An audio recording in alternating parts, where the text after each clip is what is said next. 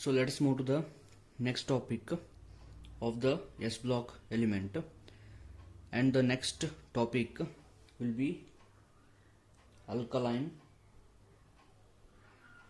earth metals. So we are going to study about alkaline earth metals.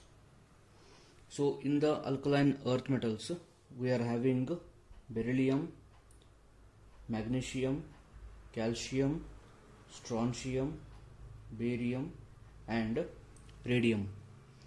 So the element radium is radioactive, so it is not included in the study much.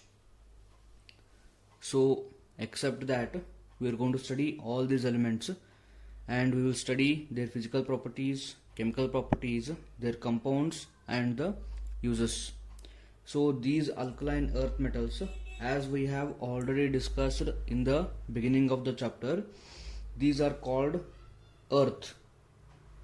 In the sentence, this earth is included because the oxides of the metals are found in the earth's crust. For example, CaO, MgO, SrO, these are all the alkaline earth metals oxides. So they are found in the earth's crust. They are found in the earth's crust in their oxide form. And these oxides, when they are reacted with the water, they are going to form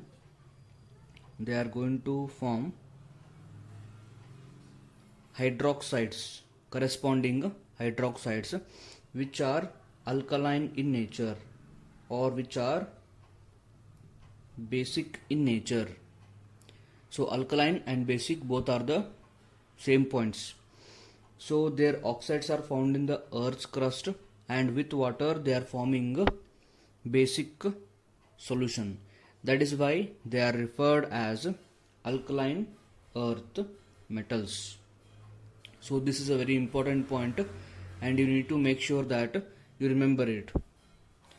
So the next point, so the alkaline earth metals, they have general electronic configuration of noble gas and then NS2. So this will be the general electronic configuration for all the alkaline earth metals. So there will be a core of the noble gas.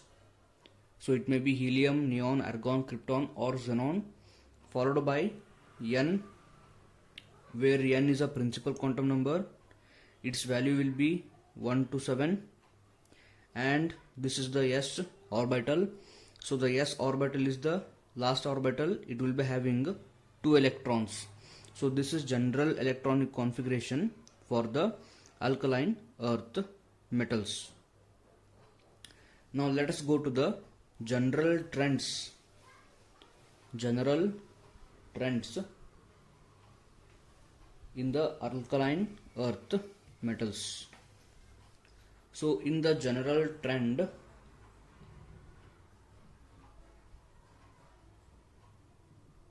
we are going to study atomic radius and ionic radius and so on. So first of all, we will be studying about the atomic radius. So before the atomic radius, let me just briefly write the electronic configuration of all the alkaline earth metals. So beryllium. So before this, we will go for electronic configuration. So beryllium will be having atomic number of 4. So electronic configuration is 1s2, 2s2. So instead of writing 1s2, I can just write helium. So helium is a noble element which is having electronic configuration of 1s2. So instead of writing 1s2, I can just write helium. Both will be having a similar meaning. So the next compound, magnesium, it is having atomic number of 12. So I can just write a noble element here whose atomic number is 10. So that will be neon, and 2 is done here. So I should go for next principal quantum number, that is 3s2. Next, calcium is having atomic number of 20. So I need a noble element with atomic number 18 here. So this will become 4s2, and here atomic number 18. So I can go for argon. Next one, strontium is having atomic number of 38. So I can write here krypton 5s2. Barium 56. Xenon 6s2. So these are the electronic configuration for all the alkaline earth metals. So if I want to write the radium's configuration, atomic number will become 88 and configuration will become radon 7s2. So as you can see here, all of them are having noble element before the outer electron. Therefore noble gas NS2 will be the general electronic configuration of the elements. So as I was saying, let us move to the atomic and ionic radii.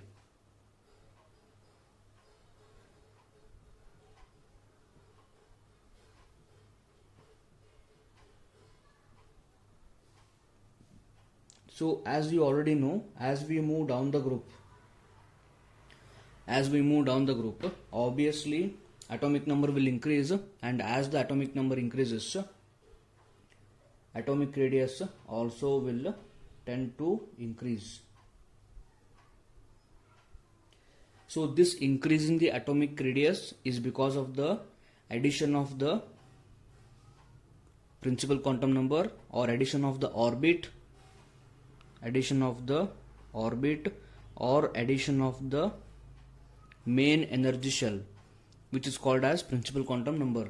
So as the number of the electrons increases around the nucleus, more number of the orbits will be added, so which will increase the radius, because radius is defined as distance between the center of the nucleus to the outermost electron. So this is an obvious reason why the atomic radius increases.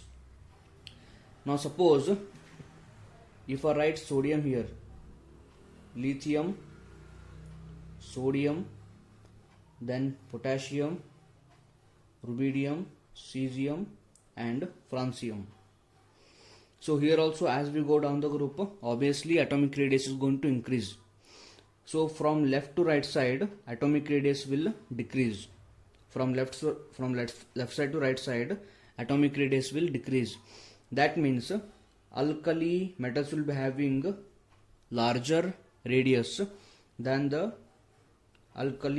alkaline earth metal radius. Alkali metals will be having larger atomic radius than the alkaline earth metals, because as we go from left side to right side, number of the protons in the nucleus will increase. So if the number of the protons in the nucleus increases, electrons will be attracted by the nucleus, which will result in the shrinking of the size of the atom. Therefore alkali metals will be having larger size than the alkaline earth metals and the same is true for their respective ions also. Fine.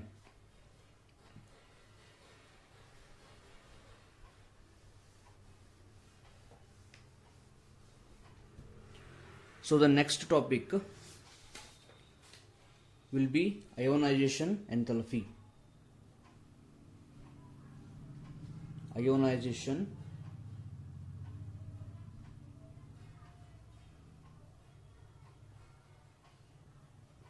enthalpy. So the next topic in the S block elements and in the alkali metals is called as diagonal relationship between lithium and magnesium element or metal. So we have already discussed this point in the beginning of the S block element chapter, but now we are going to know the reason also, and we are going to see what are the actual points of the similarities between the lithium and magnesium. So not only the elements are having similar properties, even the compounds of the lithium and magnesium, they are also having the similar properties. So what are those similar properties that we have to study? So first of all, let's once again see why the lithium and magnesium will be having similar properties. So first will be lithium, then beryllium, boron, carbon, nitrogen, and so on. Then we will have sodium, magnesium, aluminium, silicon, phosphorus, and so on. So we know that as we go down the group, the atomic radius will be increasing, and when we go from left side to right side, atomic radius will be decreasing. But what will happen when we move diagonally? So when we move diagonally, both the increase and the decrease will get cancelled.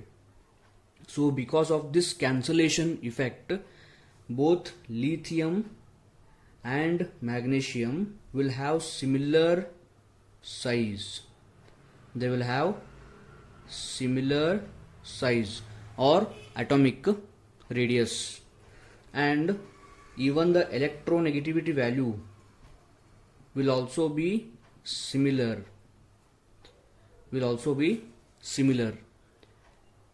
So because of these reasons, they will be having diagonal relationship, and the size of the lithium is calculated to be 152 picometer, and that of the magnesium is calculated to be 160 picometer. Here pico means 10 to the power minus 12. So in the similar way, lithium plus 1 is having atomic radius of 76 picometer, and magnesium plus 2 is having atomic radius of 72 picometer. So both the atomic radius and ionic radius are almost similar. So because of all these reasons, the compounds of the lithium and magnesium, they will also be having similar properties.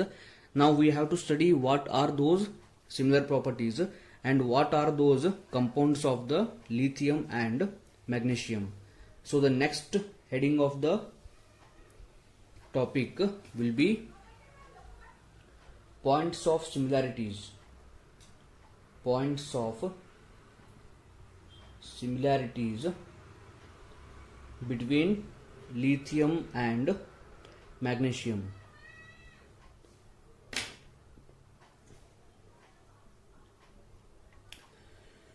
The first point will be both lithium and magnesium will be very hard in nature.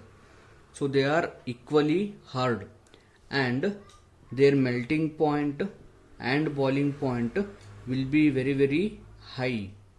So they are having very high melting point and boiling point, and they are equally hard.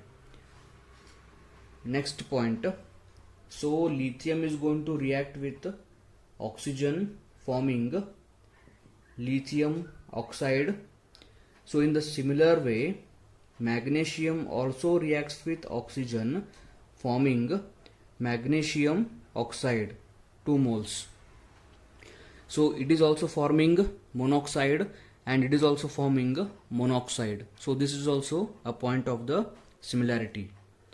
Next point, both lithium and magnesium will react with nitrogen forming nitrides. So 6 lithium plus nitrogen molecule gives 2 Li3N2 called as lithium nitride. So in the similar way, 3 Mg plus N2 gives Mg3N2, that is called as magnesium nitride. So let's go to the next compound of the lithium. So that is lithium hydroxide. When heated, we are going to obtain lithium oxide plus water, and when magnesium hydroxide is heated, we are going to obtain magnesium oxide plus water. So both are forming the similar type of the compounds. Next point, lithium carbonate on heating gives lithium oxide plus carbon dioxide. Magnesium carbonate on heating gives magnesium oxide plus carbon dioxide. So these are all similar type of the compounds. Next reaction, 4 moles of lithium nitrate on heating gives 2 lithium oxide plus 4 nitrogen dioxide plus O2 gas, and 2 moles of magnesium nitrate on heating gives 2 magnesium oxide plus 4 nitrogen dioxide plus oxygen gas. So this is one more point of the similarity between the magnesium and lithium.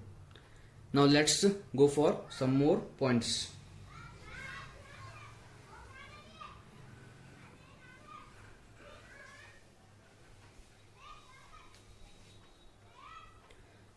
So the next point is lithium hydroxide and magnesium hydroxide both are less basic. That means they will give OH minus very slowly, and this less basicity is because of the smaller size of the lithium and the magnesium. Next point, lithium chloride and magnesium chloride both are going to absorb water when they are kept in the air. So this property is called as deliquescent property. It is called as deliquescent property. Lithium is going to absorb 2 moles of water, and magnesium chloride is going to absorb 6 moles of the water. Next point, lithium hydrogen carbonate is liquid and not a solid. So in the similar way, magnesium hydrogen carbonate is also a liquid. It is not solid. So this is also one point of the similarity between the lithium and magnesium. And last point, lithium halides and magnesium halides are covalent or non-polar. That's why they are soluble in the organic solvent, not in the polar solvents. So they are less soluble in the water and they are more soluble in the organic solvents. So these are the points of the similarities between the lithium and magnesium. The next topic is ionization of alkaline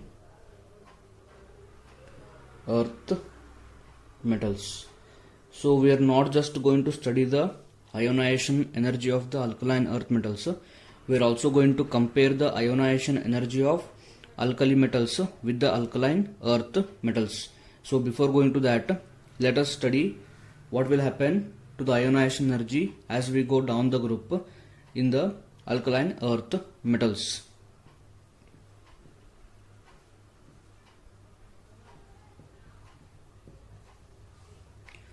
So as we go down the group, obviously ionization energy is going to decrease. As we go down the group, ionization energy is going to decrease. So this decrease in the ionization energy is because of the increasing atomic radius as we go down the group. So as the atomic radius increases, electron will be far from the nucleus. If it is far from the nucleus, there will be lesser attraction between the electron and the nucleus. Therefore, if atomic radius is larger, we can supply little amount of energy to remove the electron outside. So as we go down the group, ionization energy is going to decrease. Now let us compare ionization energy of the alkaline earth metals with that of the alkali metal.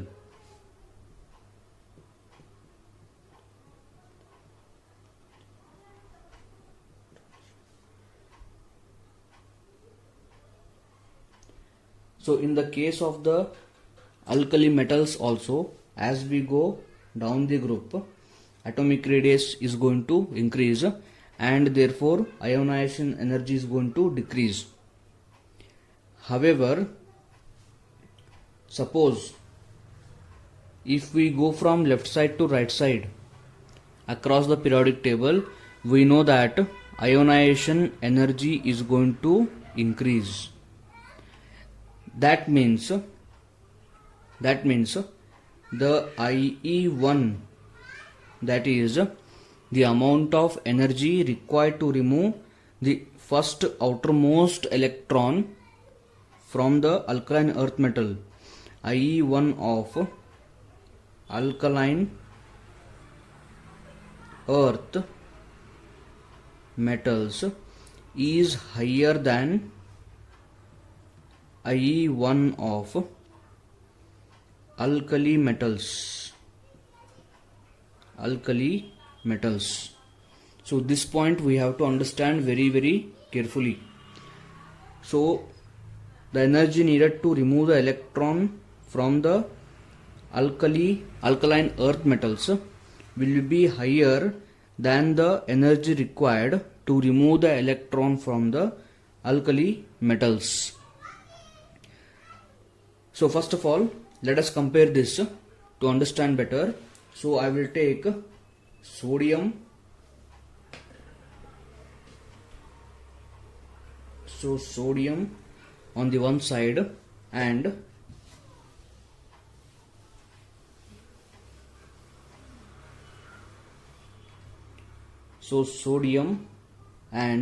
this side I will take magnesium.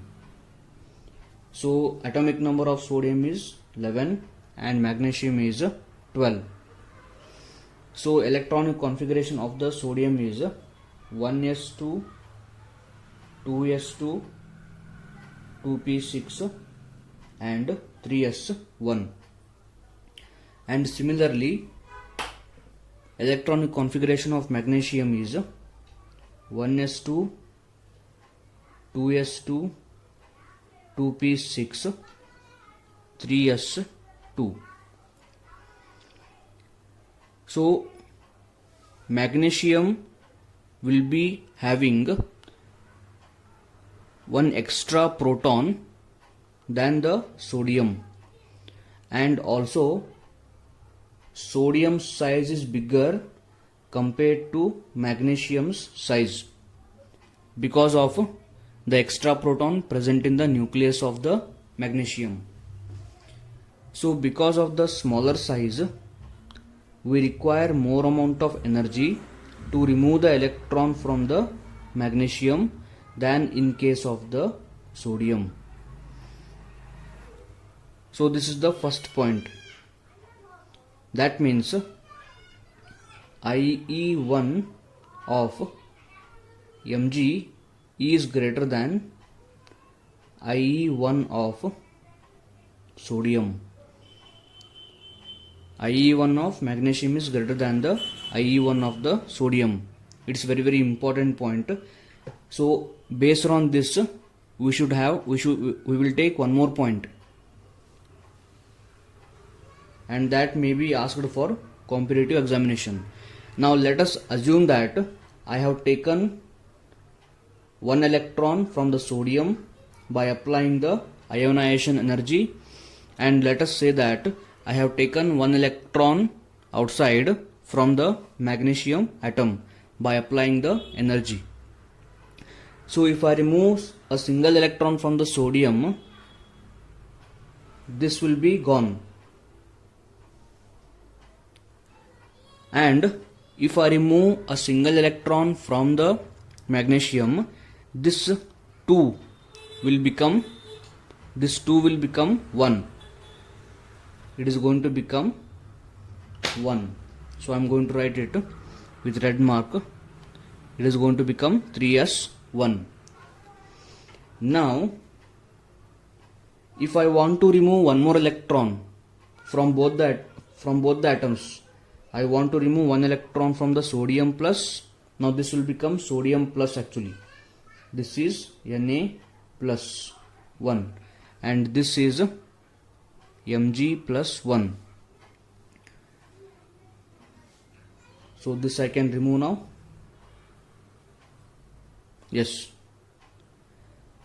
I want to remove one electron from the sodium plus 1 and I want to remove one electron from the Mg plus 1. Definitely I would require lot more of energy to remove electron from the Na plus 1. Now we are removing the second electron, therefore it is called as IE2. It is called as IE2. So I'm going to require lots of energy to remove the electron from the sodium plus 1 than magnesium plus 1, because you can see here 1s2, 2s2, 2p6 is electronic configuration of the neon, which is octet, which is in the octet state.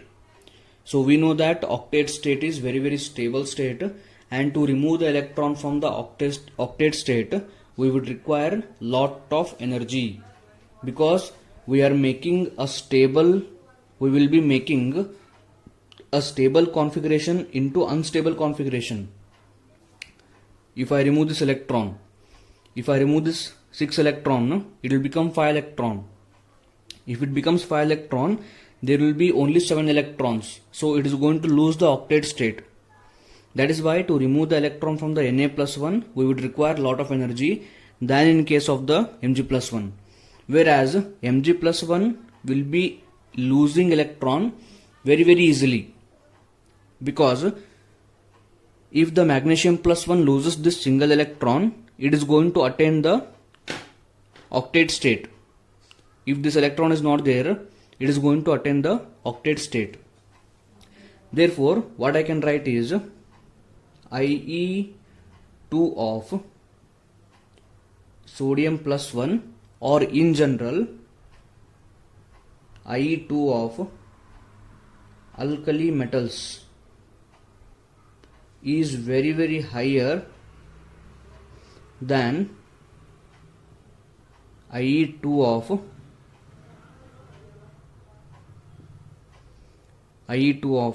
alkaline earth metals. So this point is very important to understand the ionization energy.